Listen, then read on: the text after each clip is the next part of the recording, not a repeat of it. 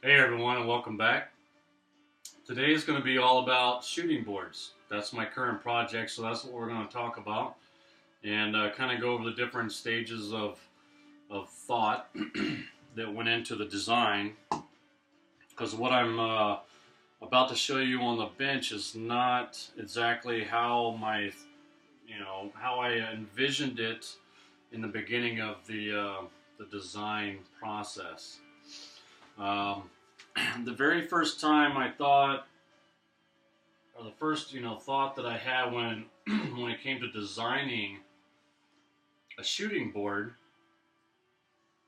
it was okay. Let's look at a few different designs out there. What works, what doesn't work, and I came across the ramp shooting board, right, by a fella's name. Um,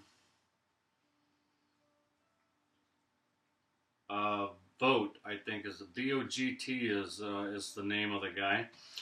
You can look up his. He's got some YouTube videos on his shooting board that he designed, made, sells, and whatnot. But those things are expensive, and why buy a tool if I can make it, right? That's my thought process, anyways, and probably yours if you're sitting here watching this video. So I thought, okay, I'll just make one, and why not make a ramped shooting board? It makes sense. You're skewing the cut. Whether you have I already have a shooting plane with a skewed iron.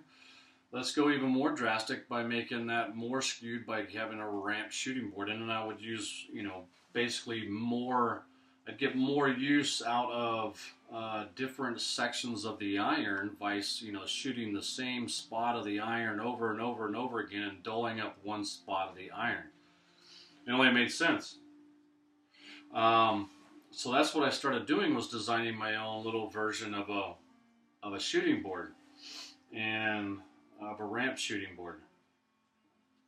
And the more I thought about it, the more I started going through it and mocking it up, because that's what I do, right? I always design, whenever I think about doing a project, I first go to the design phase and I'll draw it out on paper. And here's my drawing of the shooting board.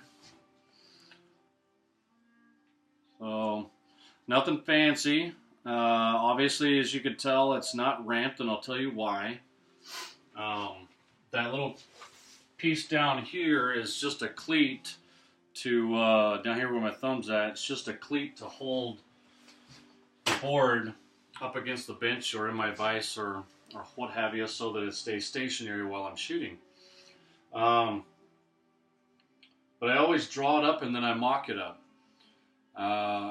When I first did it, I drew it up as a ramp shooting board, and then when I mocked it up, I was having problems, and my problems lied in, I'll just go ahead and show you what I've kind of got mocked up here. If the board was ramped, I don't have anything to ramp it with. Let's use let's show you how. Let me use something a little practical here.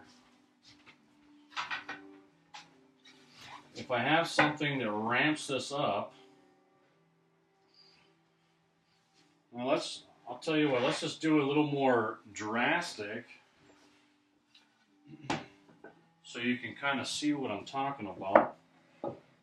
Right? If you were to ramp a shooting board, now this is obviously, you would never ramp a shooting board this high, but if you did, you can see the problem that it causes right here, right? My iron is right here, and as I would move it, right, it only opens up, right? I could get a half-inch board that was that long, or maybe a quarter-inch board that was that long, that wide. And anytime I wanted to get up to an inch, I'd have to be less than an inch square up here at the throat. Or you drop it back, and then it'll open up a little bit more of it. But that was creating a design problem for me in trying to get what I wanted out of this shooting board. So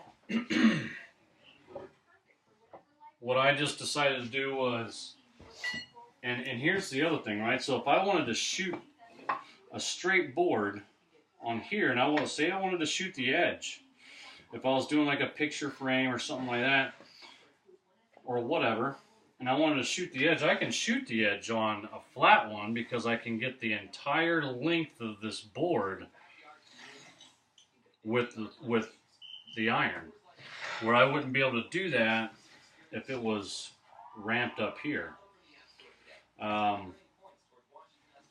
The other thing about ramped is if you end up deciding to go with the ramped shooting board, well, there's nothing wrong with the ramped shooting board other than you can't do longer pieces, and you start limiting the height of wood that you can shoot. The biggest problem that I saw, or the biggest flaw that I saw with the design of 99% of the ramped shooting boards out there, was they were ramped in the wrong direction, right? So if you go online and you Google search a ramped shooting board under the images, you'll find that every one of them is ramped like that. They ramp down, they slope down. Now, when you go to shoot, you are pushing that board. You're wanting to force that board up and off of your shooting board. Doesn't make any sense. Just put the ramp on the other side, and you will then be forcing that wood into the base of your shooting board and keeping it down. And it's just twice as good if you have a shooting plane like this that already has a skewed cutter in it, which is another reason why I don't mind going with a flat, just a regular flat shooting board. I'm not really getting any advantage, or I'm not losing the advantage of a skewed cut by not going with a ramp shooting board. The only thing I'm losing is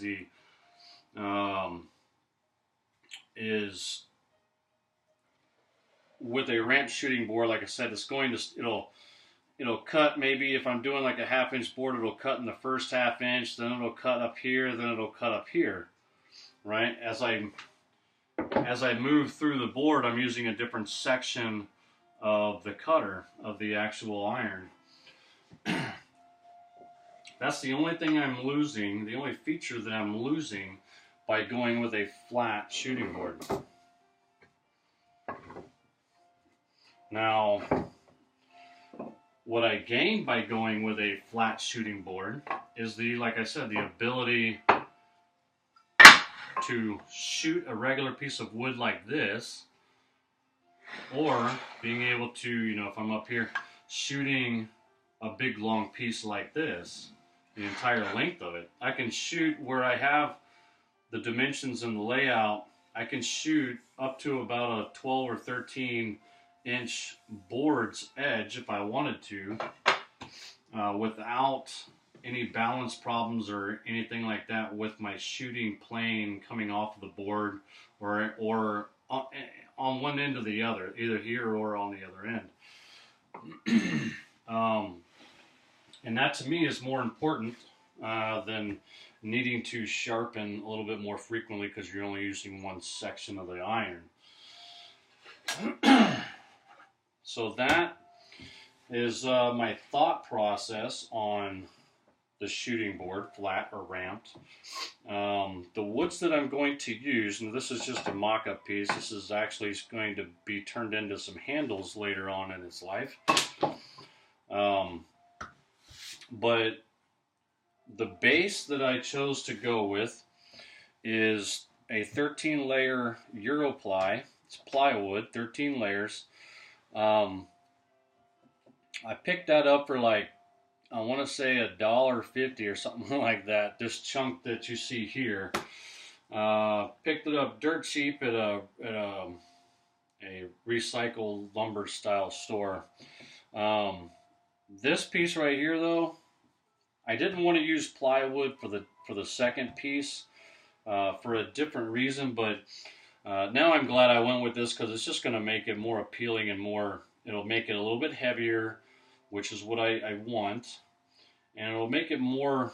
It'll make me want to use it more frequently because it looks good. It's not like a piece of junk, but I didn't want to overdo it and make it like a fine piece of furniture or anything either. Just if I was to go ramped and put like sliding plastic rails everywhere, it would have just taken away from everything that I try to do, right?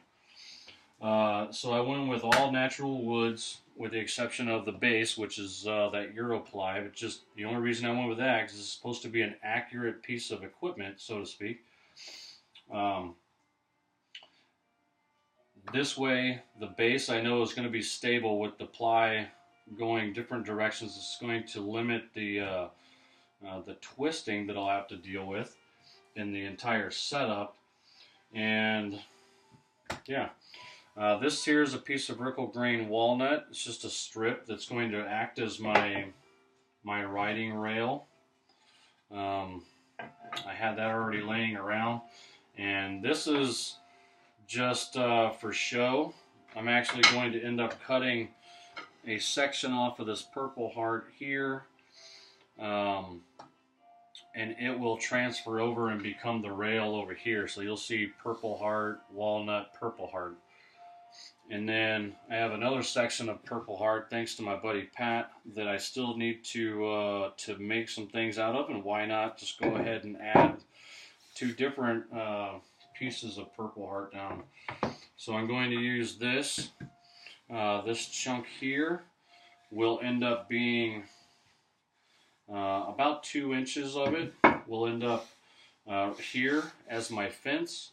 And probably another chunk of it, or maybe another piece of that I cut off from the Europly, will end up as that cleat that catches the front of my bench, or gets mounted in the vise, however I want to do that.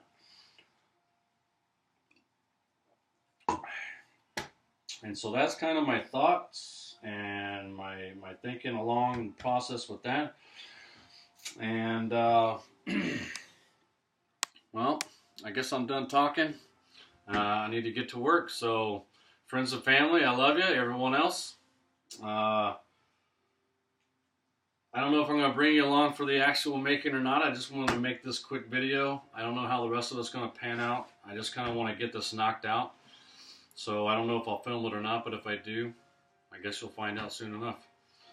I'll definitely film the end product. Because I mean, realistically, this is a shooting board. I mean, I'm just cutting square pieces. There's no joinery. There's no fancy anything that's going on here. So that's why I'm saying I'm just going to be doing some really basic woodworking stuff here. So nothing too fancy going on. But I'll definitely show you the end result. And yeah. Hope you got something out of the thoughts that I went into, the different phases anyway that I went through to get to the point that I'm at now. And hopefully that helps you out in your journey in making a shooting board. Again, friends and family, I love you. Everyone else, I'll see you on the next video.